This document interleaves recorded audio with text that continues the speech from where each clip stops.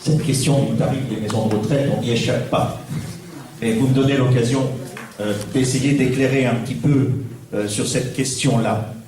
Parce que notre société confond toujours les moyens dont dispose un établissement pour personnes âgées et ce que paye le résident et sa famille. Ce dont on parle, l'accompagnement de la personne, ça n'est jamais compris dans les 2 000 ou les 3 000 euros dont vous parlez. C'est l'État qui ne donne que les moyens que nous avons. Dans mon établissement, c'est 35 euros par jour et par résident pour les soins. Ça n'est que ça. Et donc, les familles, bien naturellement, les résidents qui ont une facture de 2 000 euros disent comment ça se fait qu'avec l'argent que je donne, il n'y a rien. Mais ça ne fait que payer l'hébergement. Et bien sûr que c'est trop cher par rapport aux retraites, nous le savons bien. Mais faites juste un tout petit calcul de savoir ce que coûte un hébergement collectif. Prenez n'importe quel...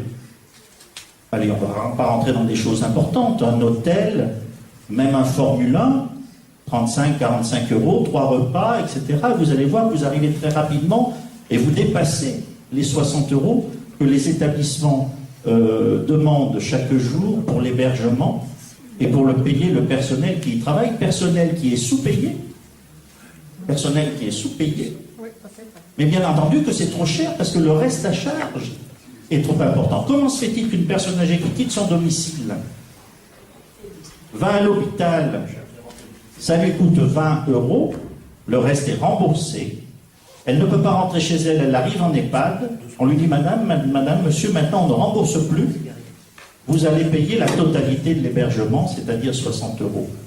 Ça c'est un choix de société qui n'est pas pris. Donc on ne va pas rentrer dans trop ces détails techniques, mais c'est important de le dire. Alors on pourrait parler des sociétés commerciales, ça existe, qui font des profits sur la question de l'accueil des personnes âgées. Ça n'est pas le cas de la moitié des établissements qui sont des établissements publics. Ça n'est pas le cas de l'autre moitié, grande moitié, qui est pas totalement associative, mais une grande partie associative. Il y a une partie de commerciaux et tous les commerciaux ne sont pas simplement mercantiles. Il ne faut pas se focaliser sur la question de la vieillesse, sur les EHPAD. Je suis directeur d'EHPAD, ok. Je peux parler de ça. Mais savez-vous combien de vieux vivent bien? 80%, je viens de l'entendre là. 80%. Et sur les 20% qui vivent moins bien, il y en a 10% qui sont à domicile. Et 10% seulement qui sont en EHPAD. Alors non, tous les vieux ne finissent pas en EHPAD. Il n'y en a qu'un sur 10. Donc on ne peut pas parler de la question de l'accompagnement de cette population vieillissante, y compris dépendante, même si je n'aime pas le mot dépendant, on ne peut pas ne parler que des EHPAD. Le management, j'ai entendu une question sur le management. Évidemment, notre ministre l'a dit, si les EHPAD vont mal, c'est parce qu'il y a un établissement sur 2 qui est mal managé. Mais est-ce que la population française sait que le directeur ne décide de rien ?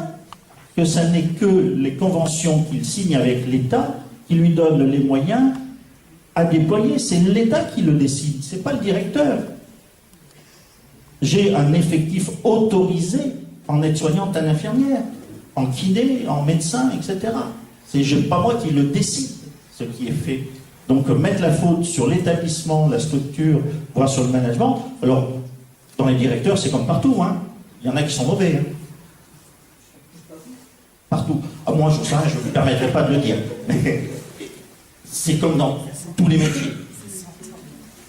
Tout à l'heure, vous parliez de la question des grilles, des évaluations. C'est intéressant, on ne va pas rentrer dans la technique. Mais il est important de savoir que les grilles qui ont été mises en place à la fin des années 90, au début des années 2000, ont servi à donner les moyens à nos établissements, comme d'ailleurs à des structures à domicile, en fonction des états de dépendance, en fonction de ces grilles, et non pas au petit bonheur la chance. Donc ça c'était bien, mais on s'est vite aperçu de l'effet pervers de l'affaire. Plus vous rendez une personne autonome, moins l'État vous donne d'argent. Cherchez l'erreur. Les milliards sont disponibles. Je ne me positionnerai pas sur cette question-là. Je ne fais pas de politique. Les 50 millions tout à l'heure de la ministre, j'en ai parlé, moi aussi, j'ai dit que c'était une plaisanterie. Certains syndicats parlent de 5 milliards. Peu importe. On ne peut pas se focaliser sur ces milliards-là. C'est pas juste de l'argent qu'il faut trouver quelque part. C'est une richesse que 300 000 emplois dans notre pays. C'est une richesse, c'est pas simplement un coût. Donc il ne s'agit pas simplement de trouver 5 milliards, les mettre sur la table. C'est pas comme ça que ça se passe dans notre société et sur le plan économique. Sur les trous, on les prend. Joker.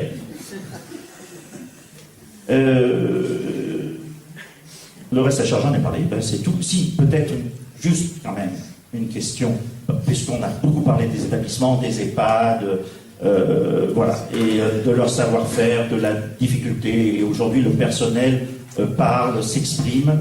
Moi j'ai pris conscience le 30 janvier que le personnel, et même les directeurs, avaient compris que ce n'étaient pas eux les coupables de la situation. Ce ne sont pas eux les coupables de la situation. Et quand on vient nous dire, quand le ministre nous dit, mais vous savez, on va mettre en place pour les établissements en difficulté, quand on nous dit, mais vous savez, il faut former, il faut qualifier, quand on nous dit, ben pour moi qui entends ça depuis 40 ans, sans que rien se passe, alors qu'on s'est soumis à toutes les réglementations, quelqu'un faisait parler des règles tout à l'heure qui vont vers nous, les évaluations externes, les évaluations internes, les inspections, toutes ces choses qu'on nous demande de mettre en œuvre, à un moment donné, ça devient juste pour les professionnels qui, au quotidien, souffrent de cette situation avec les personnes qu'ils accompagnent, ça devient juste insupportable. La parole à Ismaël. Ismaël, qu'on remercie parce que vous êtes venu en Côte d'Ivoire de Morlaix, là, et vous avez fait pour la popularisation de ce débat. Je te rappelle qu'il est régional. Merci aussi à vous. Donc c'est Ismaël, secrétaire de la Fédération Parti communiste du Finistère. Pour commencer, c'est vrai que je voulais à mon tour remercier pour l'organisation de ce débat et je trouve qu'il a le mérite justement de réunir des intervenants pluridisciplinaires et d'être aussi pluripartisans. Et c'est aussi dans l'esprit de la construction du système de retraite par répartition, de la construction de la sécurité sociale à la libération, liée au programme du Conseil national de la résistance qui est aujourd'hui en train d'être saccagé. Donc il faut vraiment qu'on se recentre sur les valeurs humaines fondamentales, la question du droit à la dignité, la question du droit au bonheur pour toutes les générations, et que les questions économiques qui étaient pareillement omniprésentes dans les années 30, dans les années 20, il y a combien de projets de loi pour les retraites ouvrières qui ont été mis dans les tiroirs alors qu'ils avaient été présentés à l'Assemblée nationale pour ces questions économiques dans les années 20, dans les années 10, dans les années 30. Après la guerre, tout d'un coup, la question du coût, c'est devenu la question secondaire. La question principale, c'était celle des besoins sociaux. Et je pense que si nous, au Parti communiste, on veut réaffirmer notre utilité pour la population, il faut qu'on mette bien devant les questions politiciennes la question des besoins sociaux au centre et au centre de notre rapport avec la population. Et je me félicite qu'on prenne à bras-le-corps justement la question de la perte d'autonomie des personnes âgées et des EHPAD. Je voulais souligner un point qui est celui de la précarité des salariés dans l'aide à domicile. Historiquement, dans notre pays, l'aide à domicile s'est beaucoup constituée autour d'associations, beaucoup d'associations d'ordre confessionnel à but non lucratif, avec un accompagnement depuis quelques années des départements, mais un accompagnement public, je crois, insuffisant et une structuration publique insuffisante de ces filières d'aide à domicile. Résultat, on se trouve avec des salariés qui sont souvent des femmes, quasiment à 80-90% des femmes, qui ont souvent un niveau de qualification scolaire assez faible par rapport au reste de la population, et qui se retrouvent à travailler sur des temps partiels imposés, imposée par les nécessités d'organisation du service, mais aussi imposée parce que c'est très difficile de travailler avec des personnes âgées à domicile tout au long de la journée. Et c'est très difficile de faire un 35 heures dans ces conditions, d'autant que les horaires sont le matin et le soir, très flottantes. Et donc c'est des personnels à tout petit revenu, qui font un métier qui souvent les satisfont sur le plan moral, parce que il y a tout ce rapport avec les personnes âgées qui est extrêmement intéressant, mais qui demande beaucoup d'investissement psychologique, qui est aussi pénible physiquement, et il y a beaucoup d'arrêts maladie, d'arrêts liés aux positions physiques compliquées. Et cette question, elle intègre tout à fait la question du jour, c'est-à-dire celle de l'égalité femmes-hommes. Aujourd'hui, à l'Assemblée nationale, Marie-Georges Buffet a présenté un projet de loi pour lutter contre la précarité des travailleuses, puisque les 80% des travaux à temps partiel imposés concernent les femmes, et puisque les bas salaires concernent aussi majoritairement les femmes. Il s'est trouvé qu'il n'y avait pas assez de monde à l'Assemblée nationale pour que le projet de loi soit examiné. De la même manière que le projet de loi d'André Chassaigne hier pour l'augmentation des retraites agricoles a été bloqué par le gouvernement. Donc là, on a des projets de loi qui servent vraiment les conditions de vie de nos concitoyens, qui sont directement en rapport avec la capacité de tous à accéder à une vie digne, et qui sont complètement méprisés par la majorité d'Emmanuel Macron, et surtout par ce gouvernement qui se comporte de manière très monarchique. Mais j'aimerais entendre en tout cas les différents intervenants sur la question de l'aide à domicile, peut-être une structuration publique plus forte du secteur de l'aide à domicile, qui permette aux salariés de travailler dans des conditions correctes. Moi, j'ai une amie qui est aide-soignante dans une association qui n'a pas de but lucratif et qui travaille dans des bonnes conditions à Nantes, mais cette amie, elle fait un 75%, parce que tout simplement, c'est impossible de faire plus d'un 75%. Et quand vous vivez à Nantes, avec des enfants à charge, qui doivent faire leurs études, et que vous êtes mère célibataire avec des enfants à charge, bah c'est très difficile de vivre avec 1300 ou 1400 euros. Donc il y a vraiment des questions à se poser par rapport à la reconnaissance des personnels qui travaillent avec les personnes âgées. Alors on va peut-être terminer avec vous deux, si vous voulez bien. Il y a deux personnes qui ont entendu. 3. Court. Je vais faire plus court peut-être parce qu'il y a l'intervention après là. Non, on va aller. Non, chacun, si je vas-y. Joël. Là. Bon. Tu vois mieux que moi. Là, la dame, et puis là, le jeune homme. Allons-y.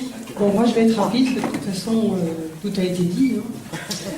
Ou presque. Donc moi je voulais apporter un témoignage et une note positive dans cet état des lieux dramatique et ce manque de brut.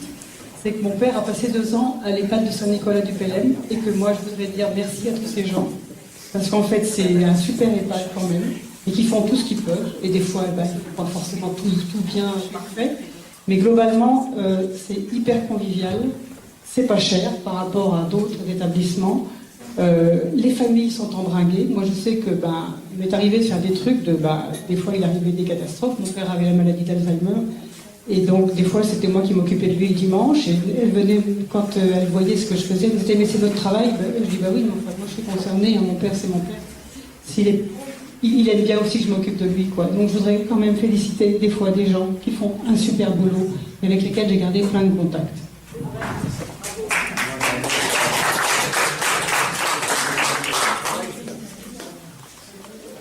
Bonjour, je suis Claudine Lebasta, conseillère départementale du canton de Plestin-les-Grèves, et je voulais apporter un témoignage parce qu'effectivement les personnes qu'on va laisser à domicile, nous allons rencontrer un problème assez grave, c'est que nous n'avons plus de médecins en Côte d'Armor qui viennent s'installer.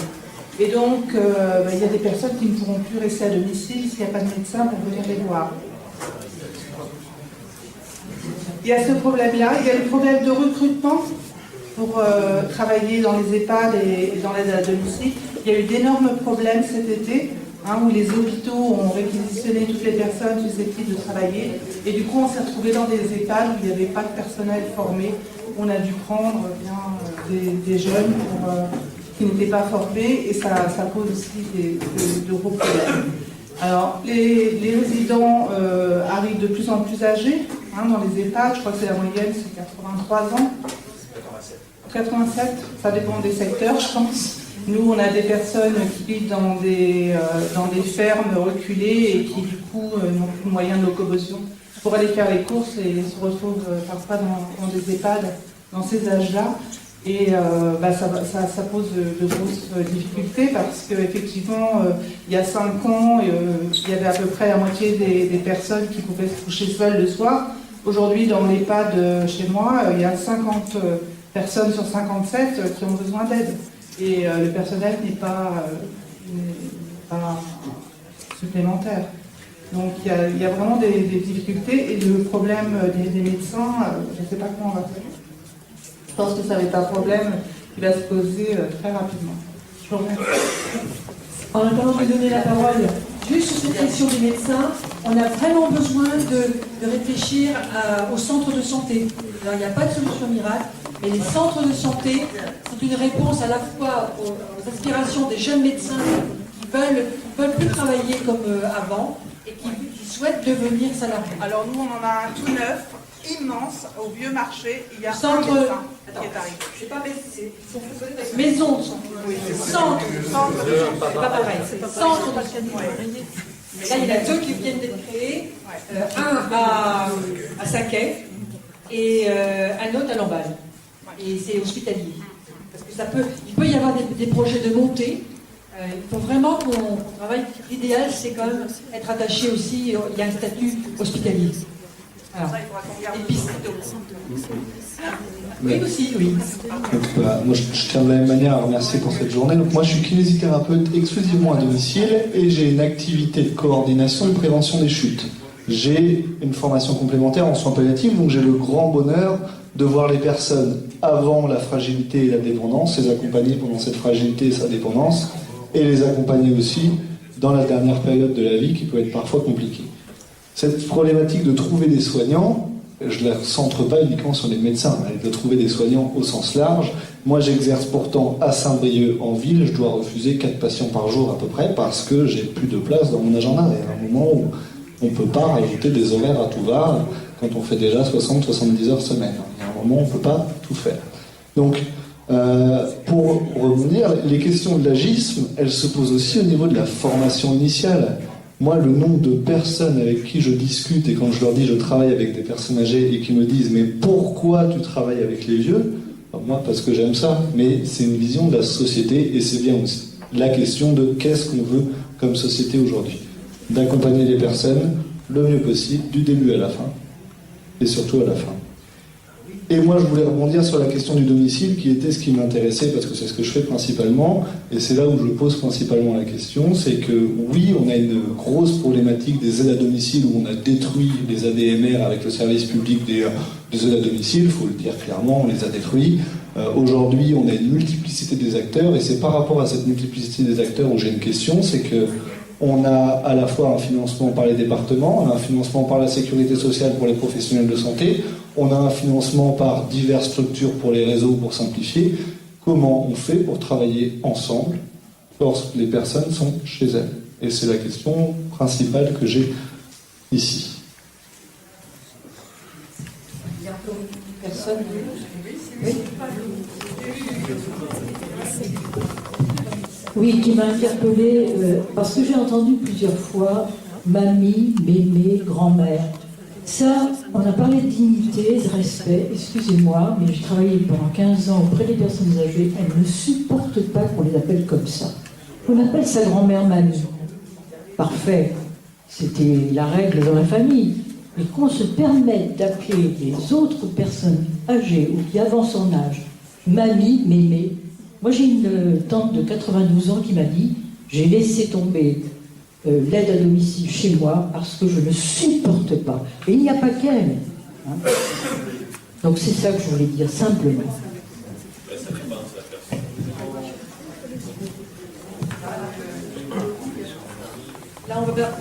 on va terminer peut-être là.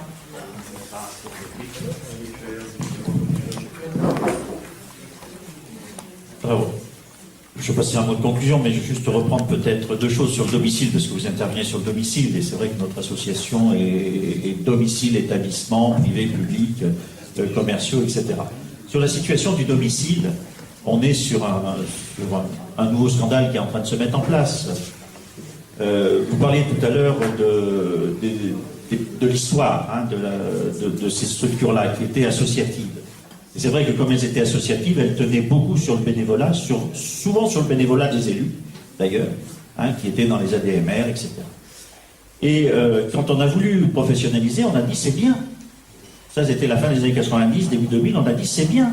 On va payer le transport aux aides qui vont à un domicile. C'est bien.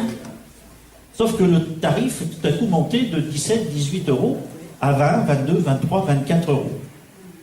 Et on n'a pas tenu, on n'a pas tiré les conséquences de ça. On a maintenu les tarifs très bas et beaucoup ont déposé le bilan. Et là, la force publique nous dit, notamment les départements, disent ça y est, nous on reprend tout ça et on a décidé que ça allait coûter 21 euros. Mais toutes les études économiques disent c'est 23, 24. Excusez-moi, 24. Et le conseil départemental vient de décider 21. C'est ça. Voilà. Donc, comment avec ça on va payer dignement les gens et comment on comprend pourquoi on refuse les augmentations de salaire dans ce secteur-là. Sur les recrutements, vous avez entièrement raison, mais là aussi c'est un choix de société. C'est un choix de société, c'est l'agisme, ce qu'on vient de dire. On ne va pas travailler chez les vieux, on ne veut plus travailler comme aide-soignant, c'est payé au SMIC, ça ne sert plus à rien. Les écoles d'aide-soignants voient leur entrée en jury divisée par 3 ces dernières années. Divisée par 3. Alors c'est facile de dire, même si on avait l'argent, il n'y aurait pas les professionnels, mais rien n'est fait pour former aussi les gens. Sur les médecins, je vous rassure, on n'a pas de médecins non plus dans les maisons de retraite. C'est pas les maisons de retraite qui pallieront au manque de médecins. J'en termine là.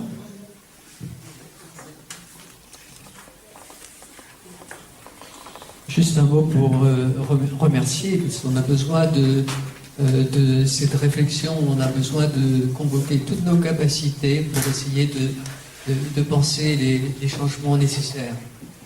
Et bon, au vu à l'écoute de ce qui a été dit, je crois que nous avons des raisons de nous interroger sur la société dans laquelle nous vivons. Mais il nous faut libérer notre créativité, notre imagination et les moyens que nous avons pour essayer d'introduire ces changements. Mais on ne peut le faire que si les citoyens se mobilisent.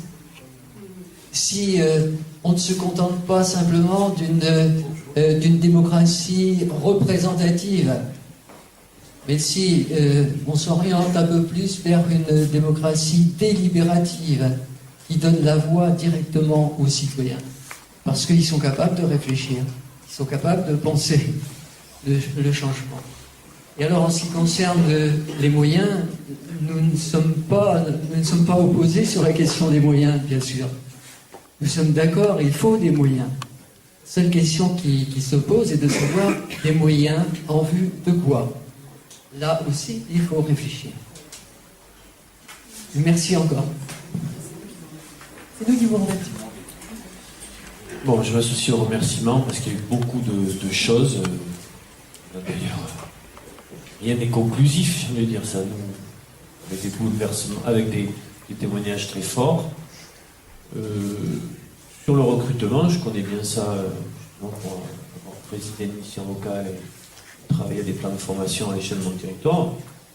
Tant qu'on n'aura pas réglé la valorisation de ces métiers, le sens du travail, la reconnaissance sociale de ces métiers, et puis quand même la question du niveau des salaires et la lutte contre la précarité, c'est vrai, ça ne donne pas très envie aux jeunes qui arrivent dans le marché du travail de dire voilà, maintenant tu vas être traité pour tant par mois. Hein.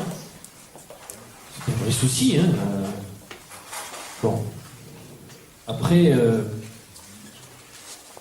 par rapport à à domicile, les réseaux qui marchaient bien, ils ont été attaqués à l'arme lourde. Hein. Faut quand même le dire. Hein. et sur des logiques quand même de rentabilité, de marchandisation et de privatisation rampante. Il faut quand même dire la vérité, c'est passé comme ça. Non, un discours un peu hypocrite, c'est-à-dire ça s'est passé comme ça. Parce que c'est un marché. Parce que la silver economy, etc., c'est un marché. Il y a des gens vertueux, il y a des structures qui font du travail positif, j'ai envie de dire, et il y a aussi des prédateurs. Voilà. Quand ils arrivent sur les territoires, on sait ce que ça donne. Je termine par ceux qui veulent des chiffres, des données, des arguments sur la manière dont les choses se passent depuis quelques mois. Il y a le bouquin, donc Macron, entreprise démolition. C'est le premier débat auquel je participe depuis longtemps où on n'a pas parlé, donc j'étais un peu en vacances. Hein. Et bon, et je suis content de dire un petit mot sur ce monsieur. C'était le bouquin juste d'avant. Et la vente de ce bouquin, ça sert pour une autre question de dignité, parce qu'il y a des gens à Pau qui sont en train de se faire chasser de leur résidence, logement social par le maire. Je ne vais pas politiser la soirée sur les enjeux locaux, mais on vit une décision d'une brutalité inouïe. Et la vente et François Moncla, j'ai envie de dire deux mots, il veut que la vente du bouquin, ça ait aidé ses locataires en lutte très dure, pour le rapport de force est très, très défavorable pour eux, on fait notre mieux. François, il a 85 ans aujourd'hui, c'est l'ancien capitaine de l'équipe de France de rugby. Et c'est le seul capitaine de l'équipe de France de rugby, disons, qui était un rouge, disons. Et d'ailleurs, la Fédération française de rugby a vite mis fin à sa carrière internationale, mais il a gagné le bouclier de Brennus, pour ceux qui aiment le rugby, avec la section paloise 64. Et on a raconté un peu son récit de vie et d'Ovalie. Et véritablement, je ne sais pas s'il veut qu'on dise que c'est un papy, si c'est un vieux, c'est à eux de choisir d'ailleurs si c'est un ancien, mais alors qu'est-ce qu'il nous dit, qu'est-ce que c'est la jeunesse du monde toujours, je vous assure. Voilà, et merci pour l'invitation, pour la préparation, pour ce qui s'est passé, et pour l'après, je suis qu'après, vous voilà. Et bonne soirée à tout le monde. Il ne l'a pas dit, mais Olivier est disponible pour présenter son bouquin. Il va vous le dédicacer, ça sera le moment de l'échange. Je remercie aussi les camarades qui sont venus de Port-Louis et de Pontivy et de Lannion. Trégor, non? Oui, Trégor. Voilà. Si vous souhaitez avoir des comptes rendus du débat, moi je vous invite, si vous voulez, il y a sur les tables vous pouvez laisser vos coordonnées si vous le souhaitez.